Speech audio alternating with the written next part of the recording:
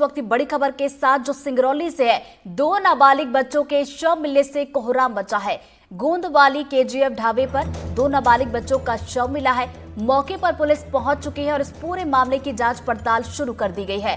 कुछ दिन पहले इस इलाके में 4 युवकों का शव भी मिला था। तो बता दें, 4 युवकों का शव सेप्टिक टैंक से बरामद यहां पर किया गया था और अब देखिए इस इलाके में 2 नाबालिग बच्चों के शव मिलने से हड़कंप मच गया है। तो गोंदवाली केजीएफ ढाबे पर इन बच्चों के शव मिलने की जानकारी मिल रही है। आपको बता दें कि पुलिस की टीम मौके पर पहुंच चुकी है और इस पूरे मामले की अलग अलग एंगल से जांच पड़ताल शुरू कर दी गई है। और इसी खबर पर ज्यादा जानकारी के साथ हमारे सहयोगी देवेंद्र पांडे हमारे साथ जुड़ गए। सीधा उनका रुख करेंगे। देवेंद्र, पूरा मामला क्या है और कार्रवाई कहां तक पहुंची? सिंगरौली जिले के बरगमा थाना क्षेत्र के गोंदवाली इलाके में आज सुबह जो है 2 नाबालिग बच्चों का शव एक ढाबे के स्थित मकान में मिला है। हालांकि जो ये शव मिला है नाबालिग बच्चों का है और ये दोनों नाबालिग बच्चे उसी ढाबे में काम करते थे जहां पर इनका शव बरामद हुआ है। हालांकि पुलिस इस पूरे मामले की जांच में जुटी है।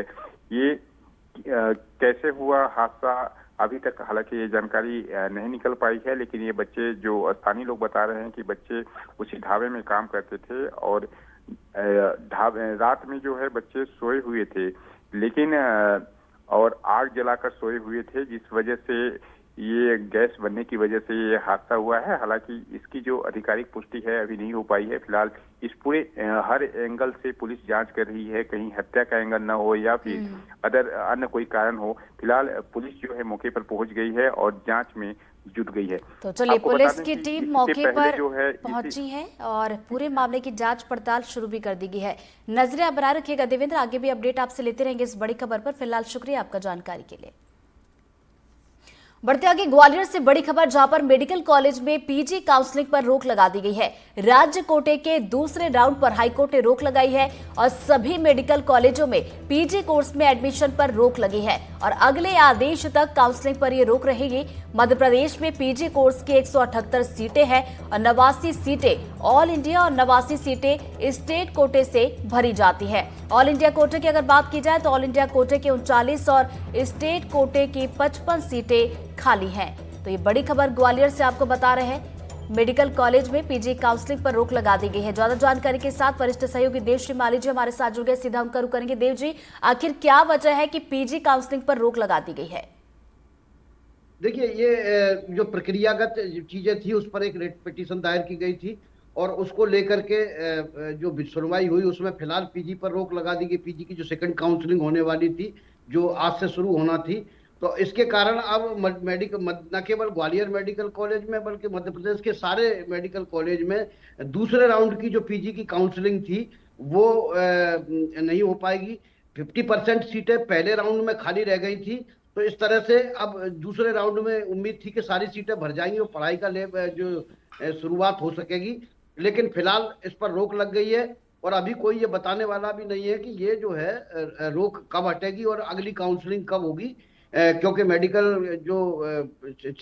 मेडिकल एजुकेशन डिपार्टमेंट है वो उसने सिर्फ इतनी सी ही बात कही है कि फिलहाल पीजी पर जो काउंसलिंग आज से शुरू होना थी उस पर रोक लग गई है। और अब जब नई काउंसलिंग की तारीख आएगी कोर्ट के सहमति से, कोर्ट में जब विचार विमर्श होगा उसके बाद ही इसकी शुरुआत हो पाएगी। तो इसके कारण ग्वालियर का जो गजरा राजा मेडिकल कॉलेज है वहां ही केवल 89 के आसपास सीटें अभी तक खाली पड़ी हुई हैं।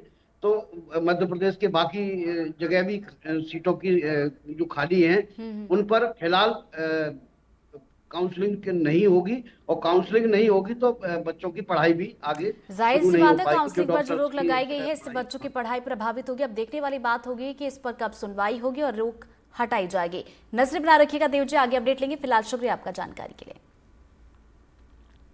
बढ़ते आगे, विदिशा जिले की गंज बासौदा तहसील में कलेक्टर रोशन सिंह शिक्षा व्यवस्था का जायजा लेने के लिए औचक निरीक्षण पर निकले। इस दौरान उन्होंने एकीकृत शासकीय कन्या उच्चतर माध्यमिक विद्यालय मंडी का दौरा किया, जहां पर कई शिक्षक गायब मिले, जिस पर कलेक्टर ने कड़ी नाराजगी जताई है और प्रिंसिपल को जमकर फटकार भी लगाई है। इस दौरान कलेक्टर ने स्कूल में मौजूद शिक्षकों को शोकॉज नोटिस जारी करने के निर्देश दिए और कहा कि इस प्रकार की जो लापरवाही है वो बिल्कुल भी बर्दाश्त नहीं की जाएगी।